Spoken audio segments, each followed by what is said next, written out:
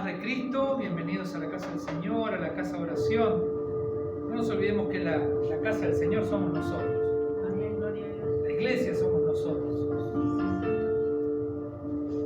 Le damos gracias al Señor porque hoy podemos venir a este lugar, a la congregación, donde nos reunimos, donde compartimos no solamente las alabanzas, sino también la palabra de Dios, donde dejamos nuestras ofrendas y donde vamos siendo ministrados y aprendemos a través de la enseñanza de la Escritura para poder cada día conformarnos más a lo que el Señor busca en nosotros, que es perfeccionarnos para que seamos la imagen viva de nuestro Señor Jesucristo, viva para los que están a nuestro alrededor, porque Él vive para siempre. Él vive, Él está vivo, Él reina sobre toda creación. Hoy vamos a leer en Hebreos, en el capítulo 12, como para ir adentrándonos un poquito en un tema que vamos a ir desarrollando, que es el tema de la santidad. Pero vamos a arrancar con esta porción de la Escritura que habla de la disciplina. La palabra disciplina tiene varias acepciones. Disciplina es enseñar. Pero nosotros también entendemos la disciplina como castigar. Lo puse bajo disciplina, bajo castigo. Lo discipliné. Lo voy a discipular. La palabra discípulo viene de disciplina. Discipular es disciplinar, es enseñar. La disciplina en este pasaje que vamos a leer tiene también otra connotación, que es aconsejar o corregir. Más que aconsejar, es corregir. ¿Amén? Amén. Amén.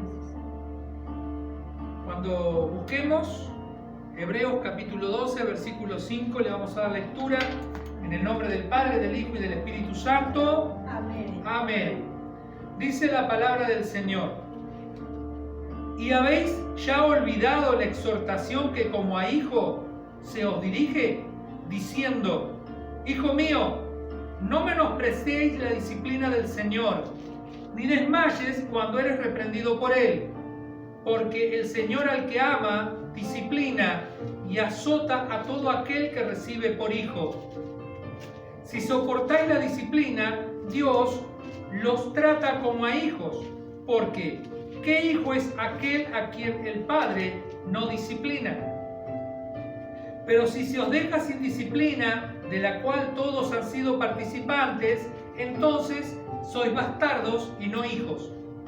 Por otra parte, tuvimos a nuestros padres terrenales que nos disciplinaban y los venerábamos. ¿Por qué no obedeceremos mucho mejor al Padre de los Espíritus y viviremos? Y aquellos ciertamente por pocos días nos disciplinaban como a ellos les parecía, pero para lo que nos es provechoso, para que participemos de su santidad. Es verdad que ninguna disciplina al presente parece ser causa de gozo, sino de tristeza, pero después da fruto apacible de justicia a los que en ella han sido ejercitados. Amén. Amén. More, ¿puedes bajar un poquito más? Porque no tengo micrófono, no tienen pila. Ahí está, gracias. No, más. Quedó como estaba. Ahí está. Pues si no, tengo que andar levantando la voz y voy a llegar a casa y no voy a tener voz ni para llamar tal. Que precisamente no tengo perro.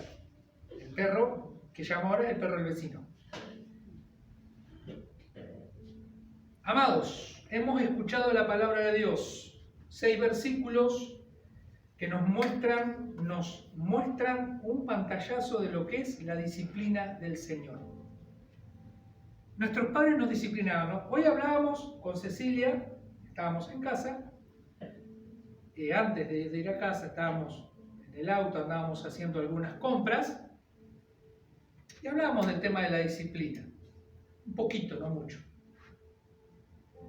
Pero cuando a nosotros nos disciplinaban, en nuestra época, estoy hablando de los que tenemos más de 30, más de 40. Cuando no disciplinaban, la disciplina era contundente. No había ataques de ansiedad. No había ataques de pánico. No existía eso. Eso es muy nuevo, es muy moderno. Aunque siempre estuvo, pero ahora le damos más lugar a ciertas cosas que antes no se le daba lugar. Vos no podías levantarte y decirle a tu padre algo fuera de lugar porque te metían un sopapo. O discutir en la mesa. No estaba bien visto. En los menores no hablaban, a menos que se les diera permiso. En la escuela, vayamos a la escuela, sacamos de casa. La maestra me pegaba un tirón de oreja, me ponía en el rincón, me reprobaba, me mandaba a la dirección. Hoy si una profesora se atreve a llamarme la atención a un niño, la maestra es sumariada. No le llaman la atención al niño, le llaman la atención a la maestra. ¿Por qué le gritás? ¿No ves que hay psicólogos en la escuela que se van a encargar de esa criatura? Que esa criatura viene golpeada o viene maltratada psicológicamente, abusada. Si vamos al caso, yo vengo abusado desde los 3 años. Mi papá me abandonó. Mi mamá se tuvo que hacer cargo de 2 hijos. Porque mi papá la abandonó con un hijo en el vientre.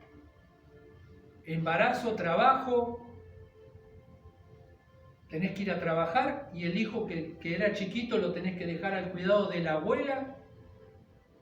Y mi abuelo no era una persona muy sociable que digamos, mi abuelo andaba con bastones en ese tiempo ya, andaba con su bastón, después tuvo que usar 2 bastones. Y sabe que el bastón era una extensión de su brazo. Yo sabía hasta dónde llegaba el abuelo y por ahí me las mandaba. Lo que muchas veces no conté con que el brazo se le estiraba 1,5 metros más casi, y era el bastón. Y yo desde lejos me mandaba una, pero él hacía la cancha del abuelo para el bastón, estiraba el bastón, tac, en la cabeza. Un golpecito acá, clic, listo. Eso no se hace. Eso no se toca. Ni se te ocurriera tocar plata. Así es.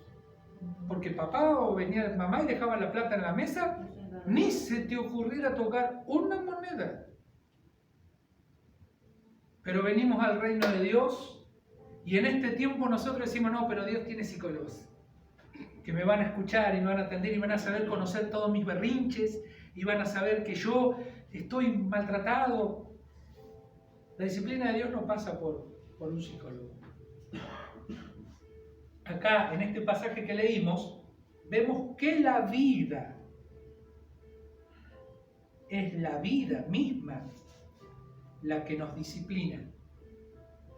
Y hay muchos que tomamos la vida como un castigo. Ay Dios, estoy castigado por esta vida. Y Dios quiere corregirme, Dios quiere enderezarme, Dios quiere que yo me parezca a su amado Hijo, nuestro Señor Jesucristo.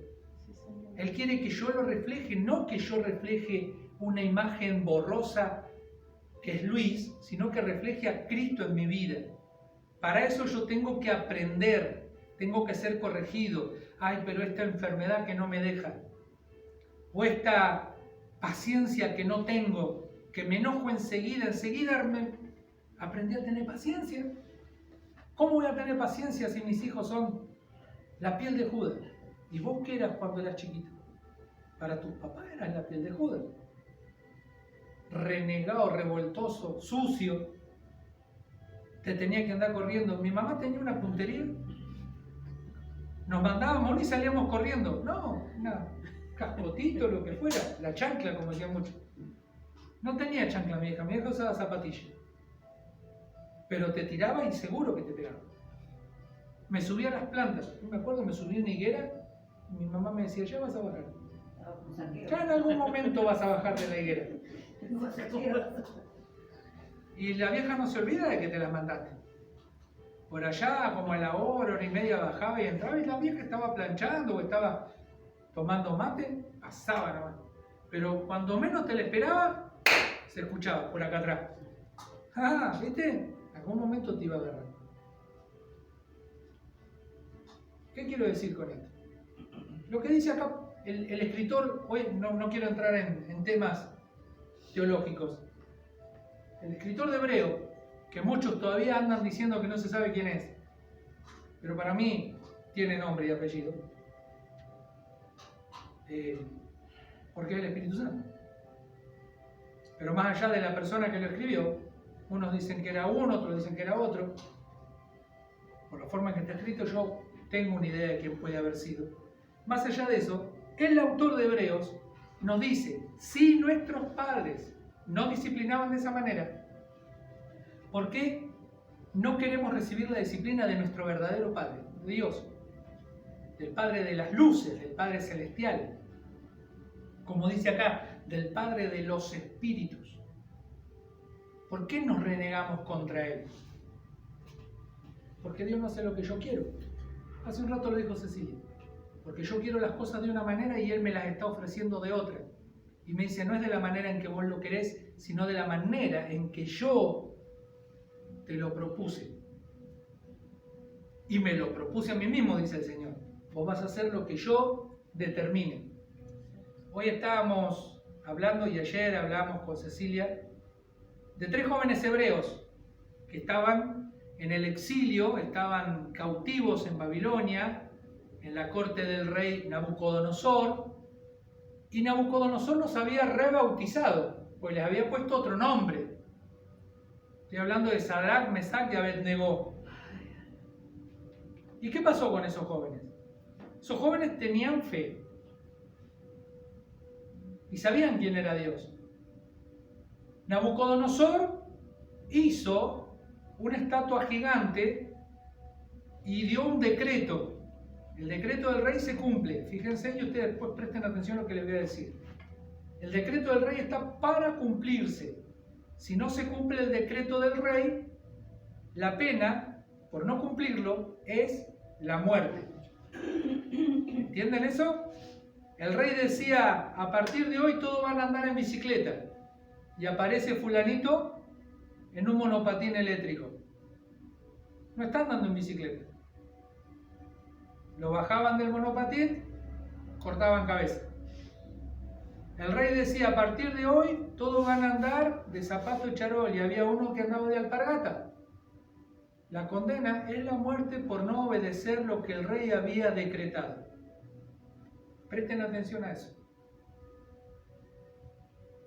Sadrach, Mesach y Abednego no cumplieron con el decreto del rey, pero el rey no estaba viéndolos.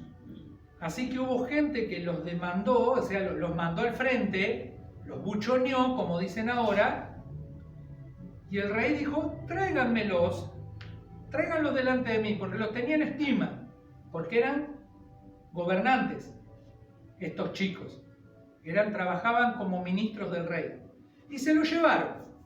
Y el rey les dijo, Sadrach, Mesach, Abednego, me he enterado o he escuchado que ustedes no cumplen con lo que yo decreté. Ustedes no se inclinan ante mi Dios y no veneran la estatua que yo edifiqué. ¿Están dispuestos ahora que al sonar el tambor, el címbalo, la zampoña, la flauta y todos los instrumentos, a inclinarse y a adorar a mi Dios y a la estatua que yo levanté? Y la respuesta de estos 3 jóvenes fue la siguiente: salve, oh rey, que nosotros no nos inclinaremos ante ningún Dios y no adoraremos a la estatua que tú edificaste, porque nuestro Dios tiene poder, mejor dicho, nuestro Dios puede librarnos de tu mano, oh rey. Y si no, sepas tú, oh rey, que no nos vamos a inclinar. En esta frase de esos 3 jóvenes, ellos dicen, nuestro Dios, mi Dios, tu Dios, nuestro Dios, puede librarnos de cualquier cosa. La frase que sigue dice, y si no, sepas tú, oh rey, no nos inclinaremos ante ninguna estatua y no adoraremos a otro Dios más que a nuestro Dios. ¿Qué es lo que quiero decir con esto? La palabra puede, ahí en medio, sabemos que nuestro Dios puede. Eso es fe. Saber que Dios me puede sacar de cualquier situación. La frase que sigue, y si no, y si Dios no quiere sacarme de esa situación, yo tengo que ser lo suficientemente agradecido con Dios por haberme dado la vida hasta ese momento. Por haberme sostenido y por haberme guiado. Como dice también la palabra, debe ser, hasta aquí Dios me acompañó. Si Dios en ese momento dice, no te voy a salvar de esta, porque quiero que tenga tu entorno una enseñanza. Dios es soberano. Ellos comprendían la soberanía de Dios, cosa que hoy no se entiende. La disciplina viene para traer santidad. Ahora les voy a explicar por qué. Cuando yo soy disciplinado, soy enseñado, soy corregido, voy a poder caminar en la santidad de Dios. ¿Amén? Amén. Estos jóvenes conocían el poder de Dios. Y todos, o la mayoría, sabemos qué fue lo que pasó en el horno de fuego. Echaron a 3, pero el rey dice, ¿no eran 3 los que tiramos al horno de fuego? Sí. ¿Y por qué yo veo 4? Y el cuarto tiene un aspecto como del Hijo del Hombre. Y les dijo el rey, Sadrac, Mesac y Abednego, salgan del medio del horno. Y salieron caminando como si nada. Y todos los que estaban alrededor, los que los habían tirado, se habían muerto quemados. Y ellos salieron caminando del horno de fuego. ¿Cuál fue la enseñanza que dejó en ese lugar esa acción de parte de Dios a través de Sadrac, Mesac y Abednego? Que el rey dio por terminado su decreto y sacó otro decreto que decía que toda criatura tenía que adorar al Dios de Sadrac, Mesac y Abednego, porque no había Dios que pudiera salvar como ese Dios. O sea que el Dios que quedó por sobre el Dios de él fue Jehová, el Dios de los israelitas. Quedó demostrado que era un Dios que sí podía salvar. El Dios de ellos sabían que no salvaba a nadie, porque era una estatua, no se movía. Porque no hay Dios que pueda salvar como el Dios de ellos. Y todo aquel que hablare mal de Dios de Sadrac, Mesac y Abednego iba a ser muerto. Volvemos tiempo para acá. Venimos del Antiguo Testamento al tiempo del escritor de Hebreos y dice que si nosotros supimos valorar a nuestros papás cuando nos disciplinaban, ¿por qué no entendemos la disciplina que nos pone nuestro Padre Celestial? Fíjense lo que dice en el versículo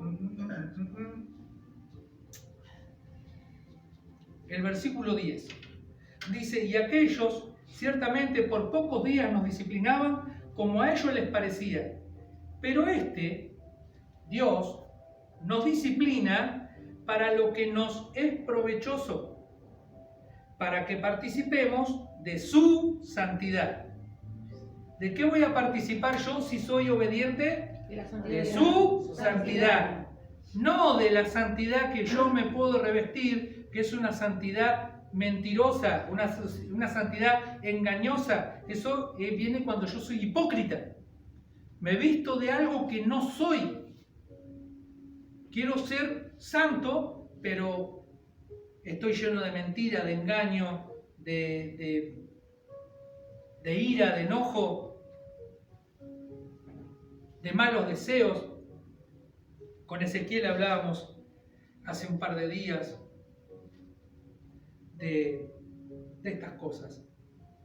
Hablamos de tantas cosas que por ahí, pero concluíamos en que todo lo que Dios me da, todo lo que Dios me dio, pues yo tengo que medirlo en el tiempo humano. Él ya me lo dio en tiempo pasado, porque me lo dio en Cristo, me lo dio en Jesucristo en la cruz. Cuando yo le acepto como Señor y Salvador, Él me dio para que yo pueda acceder a Él, al trono de la gracia y pedir el oportuno socorro. Ayer vi un posteo que me llamó la atención. Un siervo de Dios, si puedo decir así, un apóstol local, dice: la sangre de Cristo te cubre, te protege y te defiende. Y abajo le habían puesto comentario: amén, amén, amén. Y no me aguanté. No me aguanté. La sangre de Cristo no me cubre. La sangre de Cristo no me protege. La sangre de Cristo fue derramada para limpiar y quitar de una vez y para siempre el pecado. No para que yo me cubra con la sangre, no para que ésta me proteja. El que me protege es Dios. Amén. Amén. La sangre es parte del sacrificio. En el Antiguo Testamento, lo que dice Hebreos capítulo 10, dice que la sangre, los antiguos, como dijo hace un ratito nuestra hermana, los antiguos, cuando sacrificaban, rociaban con la sangre el propiciatorio como señal de que era limpiado. Y en ese tiempo sí cubría, porque no quitaba, cubría por un tiempo determinado el pecado del pueblo. Todo aquel que cree en Jesucristo, todo aquel que le toma por Señor y Salvador, todo aquel que fue a la cruz, se arrepintió de sus pecados y lo aceptó como Señor y Salvador a Cristo, ha sido pasado por la sangre, ha sido limpiado y su pecado ha sido quitado. A partir de ahí, yo soy hecho hijo de Dios, porque dice la palabra, Juan capítulo 1, dice que a todo aquel que creyere que Él era el Hijo de Dios, le ha sido dada la potestad de ser llamado hijo de Dios. Después Pablo dice en muchas de las cartas que fuimos hechos hijos adoptivos de Dios, pero Él ya nos dio su paternidad. Ahora somos hijos. ¿Qué tiene que ver esto con la santidad? Que el Señor, que Dios, disciplina mi vida. Él me enseña a través de su palabra. Me disciplina, ¿para qué? Para que yo sea discípulo. Para que yo corrija mi andar. Ya para que no tenga otra meta más que Cristo.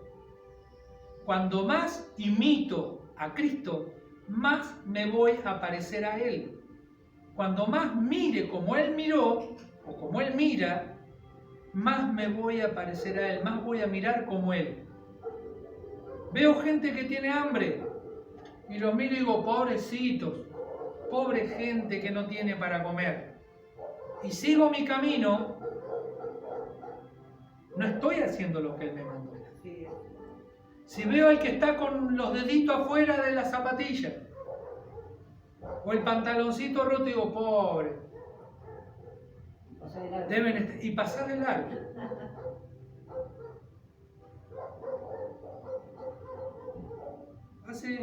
Ayer, cuando fui a buscar trabajo, la patrona de mi esposa me regaló remeras.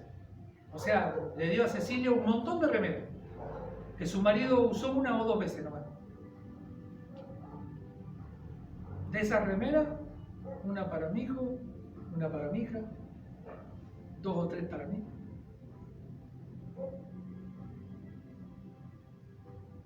Él no va a ninguna iglesia.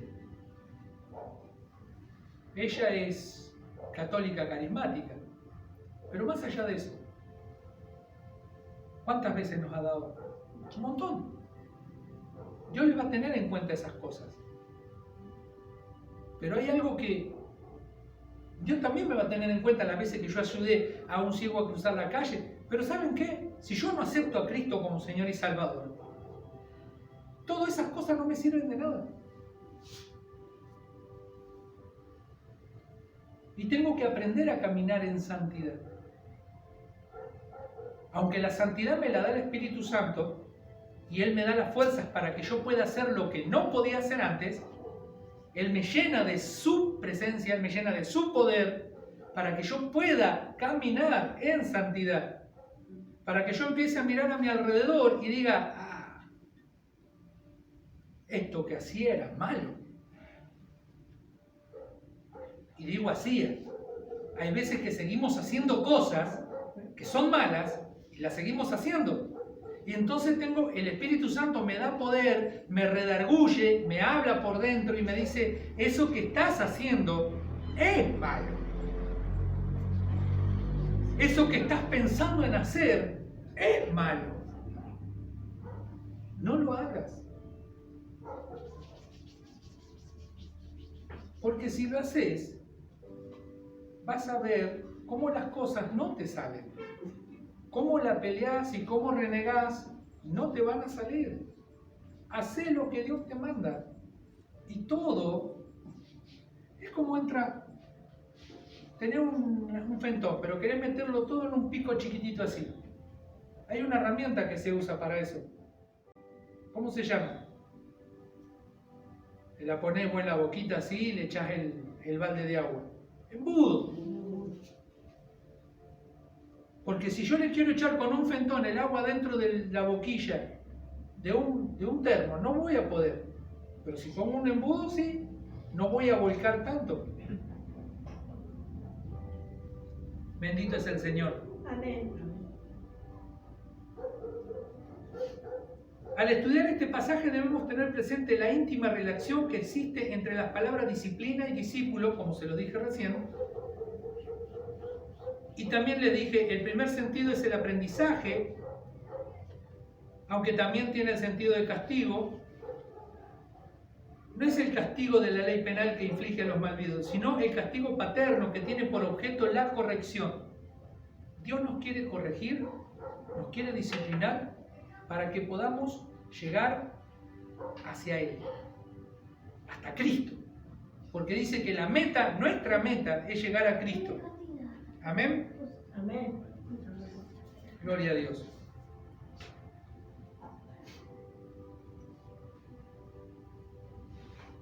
El autor insiste en que debemos ver las pruebas de la vida como la disciplina de Dios, como enviadas no para nuestro daño, sino para nuestro bien supremo y último, que es andar en su santidad o participar de su santidad. Para demostrar su argumento, podemos ver dos proverbios, o mejor dicho, un proverbio que es Proverbios 3, verso 12, se lo voy a leer yo.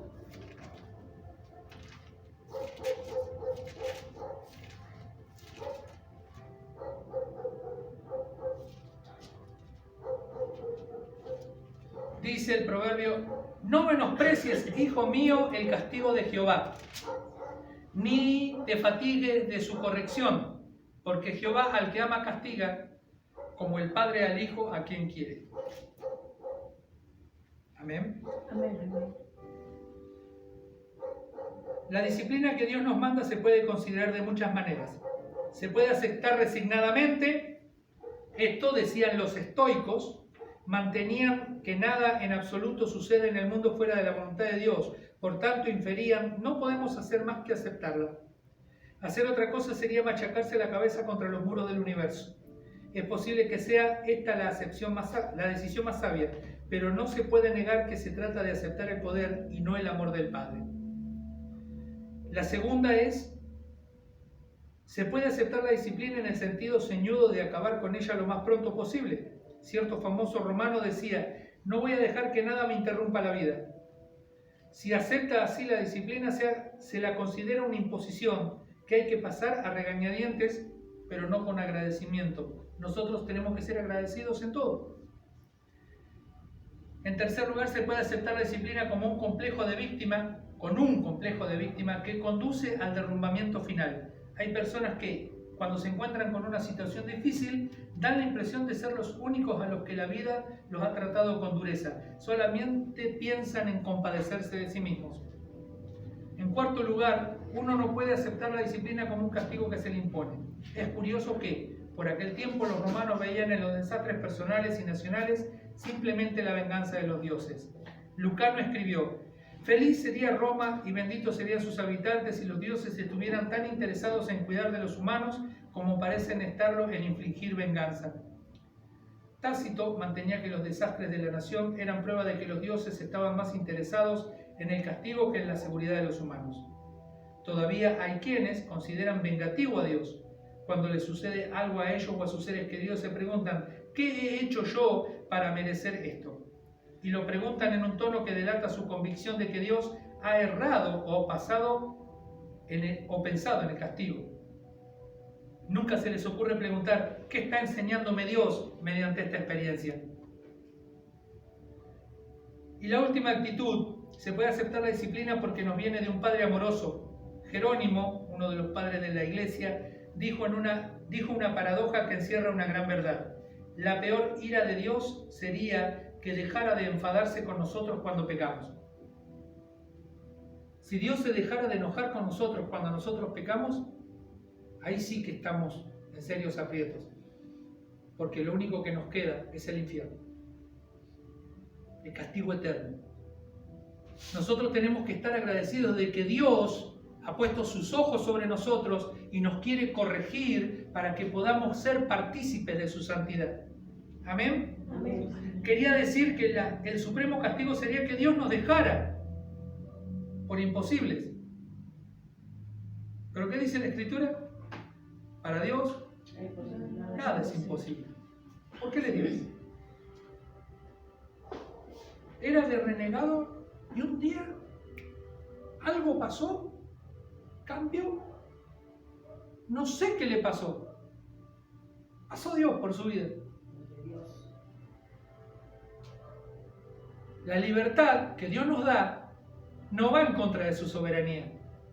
Nosotros somos libres. La palabra dice que somos libres. Pero mi libertad no atenta contra la soberanía de Él. Si mi libertad rompe los preceptos que Él puso para mi vida, entonces mi vida nunca estuvo sujeta a Dios. Y andaba yo por las iglesias diciendo que Dios me había llamado, pero nunca quise cumplir. Entonces nunca tuviste a Dios en tu corazón. Nunca estuvo Cristo en tu vida. Nunca te arrepentiste y nunca aceptaste ser miembro del reino de Dios, ser trasladado al reino de la luz, al reino de su amado Hijo. Porque el ser trasladado al reino de su amado Hijo implica que yo voy a obedecer a Dios, voy a aceptar lo que Dios determina en mi vida. Y si todo lo que yo anhelo no se da en mi vida, es porque Dios me está guardando de un mal peor. Dice que sus pensamientos son de bien y no de calamidad. Son de bendición para mi vida. Pero yo tengo que también saber que no todo lo que yo quiero puede ser bueno para mí. ¿Amén? Amén. El cristiano sabe que la mano del Padre nunca causará a su Hijo una lágrima innecesaria y que todo vale para hacerle uno más sabio y mejor persona. Dejemos de compadecernos de nosotros mismos si recordamos que no hay disciplina de Dios que no venga del manantial de su amor y que no sea para nuestro bien. Todo lo que proviene del Padre es para nuestro bien. Todo lo que Él ha dado es para nuestro bien. ¿Cómo les puedo decir? Porque muchos van a decir: pero yo nunca pequé. Sí, hemos pecado. Hemos engañado, hemos mentido. No voy a decir hemos robado todos, no sé si alguno habrá robado, yo sí he robado. No solamente le robé la felicidad, hasta la felicidad. He robado la felicidad de mi mamá cuando me fui de mi casa, cuando los lastimé. Creo que en algún momento también le he robado la felicidad a mis hijos por ser demasiado egoísta, o de mi esposa. De lo cual el Señor también me ha llamado la atención y me ha dicho: no es así. No es así, Luis. Porque ahí te lo dejo, escrito por los santos apóstoles, por aquellos que yo inspiré para que escribieran, para que vos aprendieras. Yo tengo que tratar a la mujer, a mi esposa, como vaso más frágil, y tengo que aprender de cómo Cristo amó a la iglesia para yo amar a mi mujer. Y la mujer también tiene que aprender a honrar a su esposo, como la iglesia honra a Cristo, a amarlo. ¿Qué me dice Cristo a mí como iglesia? Déjate caer en mis brazos. Vení a mí, déjate caer en mis brazos, porque yo soy el que te ama. Así tengo que ser yo con Él. Y ese es un ejemplo claro de lo que el Señor hace con su iglesia y con nosotros, y cómo yo me tengo que comportar con mi mujer, y mi mujer cómo se tiene que comportar conmigo. Todo está en la Escritura, no hay nada que se escape de la Escritura. Nada se le escapa a Dios. Y para ir cerrando, cuando yo entiendo que todo lo que está a mi alrededor, todo como sucedieron las cosas, es para corregirme, voy a empezar a mirar de otras maneras. Voy a buscar a Dios, voy a buscar su dirección y le voy a decir, gracias Dios, gracias porque esto me está enseñando que yo estaba equivocado o equivocada, pero ahora, como dijo, ahora mis ojos te ven, como dijo Job, Job fue corregido. Job no conocía muy bien a Dios, él había escuchado que había un Dios y que era un Dios que galardonaba a los que buscaban, pero nunca lo había conocido hasta que Dios se presentó delante de él. Y Dios lo expuso a un montón de preguntas que Job no tenía la respuesta. Porque Dios le dijo, ¿dónde estabas vos cuando yo hice los cielos y la tierra? ¿Dónde estabas vos cuando yo puse los mares en su lugar y la tierra en el lugar que está ahora? ¿Dónde estabas cuando yo hice al Leviatán, cuando hice a los animales de la tierra? ¿Dónde? Y el hombre no tenía respuestas para darles. En Romanos, creo que es en Romanos, donde dice, ¿quién de nosotros o quién puede decirle a Dios o aconsejar a Dios cómo tiene que hacer las cosas?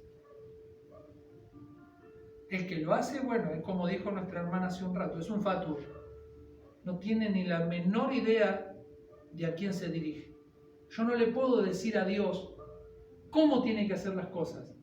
Tengo que aceptar lo que Dios determinó para nuestra vida. Lo tengo que aceptar, no como si fuera una carga, porque Él me está corrigiendo, Él me está llevando a la vida eterna, Él me está preparando, Él me está dando las herramientas para que yo termine de santificar mi vida, para participar de su santidad. El Espíritu Santo, que Dios me va a ir diciendo lo que tengo que hacer, me va a ir guiando, me va a ir diciendo, de esta situación, mira lo que aprendiste, a ser resiliente, te levantaste y le metiste para adelante. Y nunca bajaste los brazos, nunca dijiste, no, me voy de la iglesia. O me voy a cambiar. ¿Cuánto hay que cambian de iglesia, cambian de iglesia, cambian de iglesia? Siempre están iguales. Nunca crecieron. Hoy aprendimos que Dios quiere corregir nuestro andar. Nos mostró un montón de cosas en la palabra que nos sirven para nuestro diario caminar. Y Él dice, como sos mi hijo, como yo te amo tanto, te voy a corregir. Va a doler, como dicen los últimos versículos. En el último, en el 11 dice, es verdad que ninguna disciplina al presente parece ser causa de gozo. ¿A quién le gusta que lo azoten? Entonces cuando anden a caballo no le peguen el caballo. Porque la mayoría que anda a caballo le mete un par de sogazos para que el caballo vaya más rápido o vaya más lento. Pero como me enseñó Samuel, el caballo se maneja con las riendas, no con el rebenque. Porque si vos al caballo le pegás, en algún momento el caballo te va a tirar y te vas a lastimar. Dios quiere manejar mi vida y el Señor me dice, no te voy a dar latigazos, pero sí te voy a poner una rienda para llevarte hacia donde yo quiero. Santiago dice que la lengua, nuestra lengua, es un miembro muy pequeño de nuestro cuerpo, pero que puede encender un fuego muy grande. Hablamos mucho y muchas veces metemos la pata. Él dice, Santiago dice, el timón de un barco es pequeño, pero mueve una estructura, un barco que es muy grande. La rienda en el caballo le sujeta la boca. Y si yo lo sé llevar, el caballo dobla, el caballo frena, el caballo acelera, o hace lo que yo le ordeno a través de la rienda. Dios quiere que yo escuche, que yo mire, que observe, que aprenda, para que Él me guíe hacia el supremo llamamiento que es en Cristo Jesús. Amén. Amén. No nos enojemos por ser disciplinados, al contrario, agradezcamos a Dios por la disciplina impuesta, por corregirnos, por enseñarnos, por tomar el tiempo, todo el tiempo, poner su Espíritu Santo en nosotros para que nos guíe hacia toda verdad. A veces parece que tenemos el Espíritu Santo, pero hay caballos que son medio mañeros y te hacen así. Samuel me decía, bueno, lo pongo a Samuel de ejemplo porque tiene caballos. Dice, guarda que por ahí te tira a morder. Te quiere morder. Se da vuelta así y te tira el tarascón. Dice, así, tranquilito, ojo con este caballo. Así mismo el Señor nos conoce a todos. Así como Samuel conoce a sus caballos, el Señor nos conoce a todos. Y sabe cuál es más mañero que otro. Y el más mañero va a trabajar más. Pero a la larga siempre vas a hacer lo que el que se sienta, el que maneja tu vida, que Dios quiere. Así que vamos a orar. Bendito Padre, te damos gracias, Señor, en el nombre de Jesús. Te pedimos en esta hora que tu Espíritu Santo toque nuestro corazón. Muéstranos, Señor, en qué áreas tenemos que ser agradecidos, cómo ser agradecidos ante la corrección del Padre, sabiendo que todo lo que hay a nuestro alrededor, Señor, tú lo has puesto para nuestro bien.